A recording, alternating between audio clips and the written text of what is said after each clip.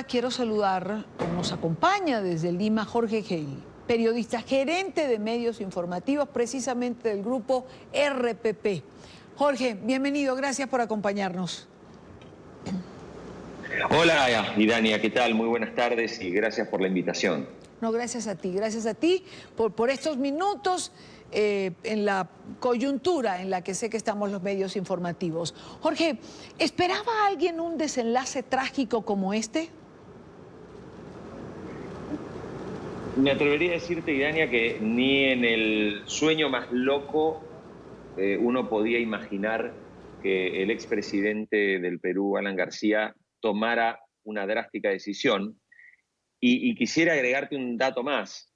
La última entrevista del expresidente Alan García fue concedida a RPP Noticias en el día de ayer a la tarde, 12 horas antes de que nos enteráramos de que había tomado esta decisión.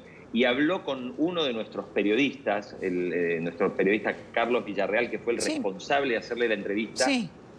Y la verdad que uno no podía concluir al término de esa entrevista que el expresidente estuviera pensando en alguna decisión de estas características. Recién la vimos, ¿ah?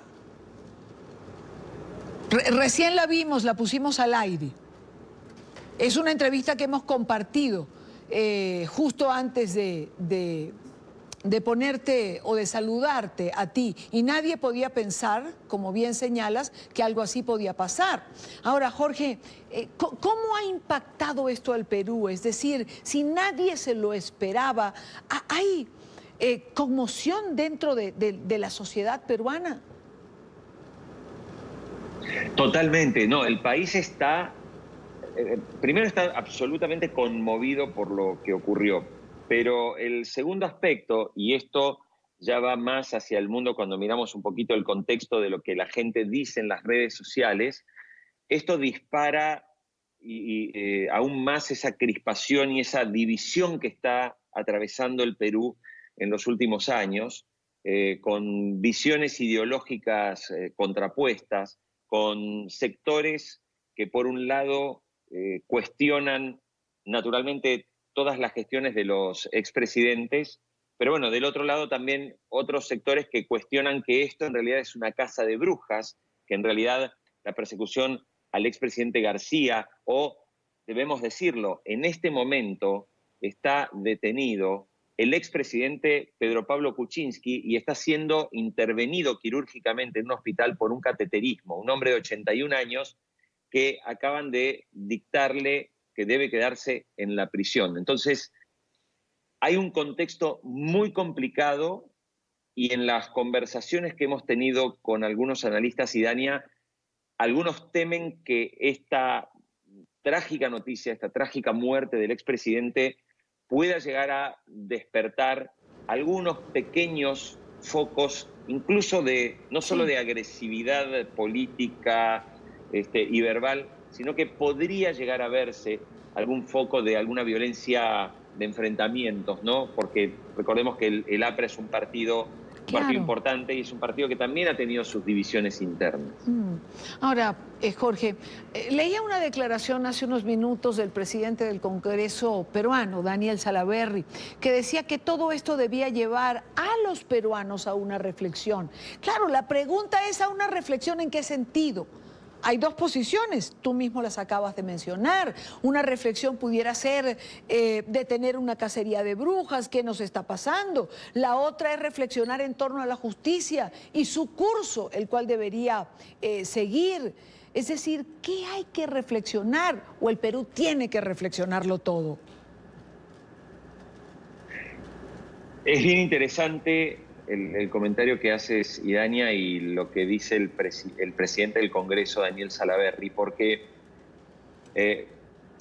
esta crispación que acabo de describir, de esta gran división, tiene totalmente fragmentada a la sociedad y a las fuerzas políticas. O sea, uno tiene por un lado un partido tradicional del que Alan García es su principal baluarte, o era su principal baluarte, como es el APRA.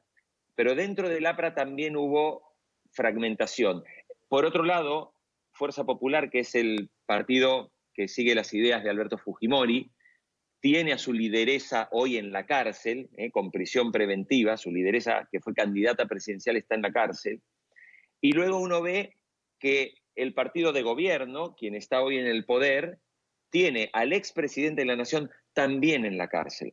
Es decir, estamos viendo un contexto de un país que cualquiera diría que, si bien un escritor, digamos, desde un Alejo Carpentier o un Mario Vargas Llosa, o también el gran en su momento Gabriel García Márquez, se puede escribir una auténtica novela de lo que está pasando en el Perú, en una situación que hay que denominarla el huracán Odebrecht, que ha arrasado a toda América Latina, que ha afectado a toda América Latina y que dejó expuestos, muy, muy expuesto, el entramado de corrupción que nos caracteriza como países. Y quiero decir que nos caracteriza porque estoy hablando de Perú, estoy hablando de Colombia, estoy hablando de Ecuador, estoy hablando de la Argentina.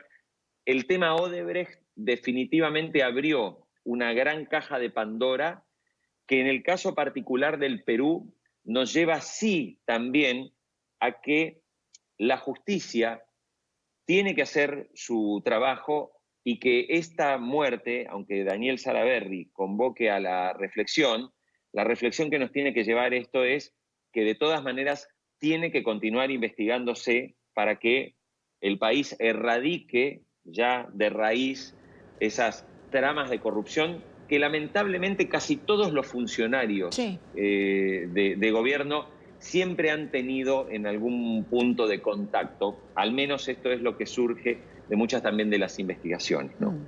Ahora, Jorge, volviendo al expresidente Alan García, mucha gente se está preguntando qué tipo de funeral va a tener el expresidente García, porque es un expresidente. Estaba siendo investigado, mas no procesado, y mucho menos condenado. Exactamente. Bueno, como bien dices, como técnicamente había un pedido de Sí. detención, pero no había una comprobación efectiva y una acusación efectiva, no, digamos, no cabe esa condición legal que establece que si un presidente hubiera sido condenado o procesado y el caso de morir no merecería las honras que merece un expresidente. Como el expresidente García no ha llegado a ese punto, le corresponde el funeral que le corresponde a un expresidente con la ceremonia, con la bandera media asta, que ya ha sido comunicado así por Presidencia del Perú. Corresponde el uso de la bandera a media asta por duelo por la muerte de un expresidente. Sí, le corresponde lo que sería para cualquier expresidente. Claro. En relación a lo que está ocurriendo, entiendo también, Jorge, que se abrió una investigación contra los fiscales que estaban realizando el allanamiento en la residencia del expresidente Alan García. Sí, a ver, cuando esta mañana, a las 6:20 de la mañana, más o menos, empezamos a recibir información de lo que estaba ocurriendo y ya empezaba a circular el rumor de lo que había pasado, eh, lo que pasó fue que el abogado del expresidente Alan García tuvo un intercambio de palabras e hizo, digamos, un reclamo diciendo que el procedimiento no había sido el correcto, ¿no? O sea, la verdad es que la policía llegó, Alan García no estaba enterado, de hecho la entrevista hecha con RPP, se le preguntó específicamente eso y dijo, yo voy a estar en mi casa y estoy dispuesto a responder ante la justicia, etcétera. Bueno, cuando la policía llega, se produce una serie de intercambios de palabras y es donde el presidente pide subir a su cuarto, ¿sí?, a buscar algo, y ahí es donde él se encierra con llave y cuando se acercan los fiscales y piden que abran la puerta, se escucha el momento evidentemente, se escucha un disparo y ahí se dan cuenta de la decisión que había tomado. Entonces, a raíz de esta denuncia se le inicia una investigación para ver si es que el procedimiento fue el adecuado, porque la discusión, y Dani, esta mañana, era cómo es posible que una persona que va a ser detenida con policías tenga el acceso finalmente a un arma y se dispare. Pero la realidad es que también dicen que técnicamente solo se le estaba comunicando esta decisión, pero todavía no estaba bajo digamos, la aprehensión de la policía. O sea, primero los fiscales tienen que informar y luego la policía tiene que actuar. Entonces, como Alan García se negaba a recibir la comunicación formal, técnicamente no estaba siendo todavía detenido. Y eso es lo que ha generado muchas dudas, sobre todo en las primeras horas, pero que luego se resuelve con la idea de esta investigación sobre los fiscales para ver si el procedimiento fue el adecuado. Pues te agradezco muchísimo, Jorge. Gracias por estos minutos con NTN 24, por ayudarnos a actualizar la información. Jorge Haley, gerente de medios informativos del grupo RPP. Buena tarde.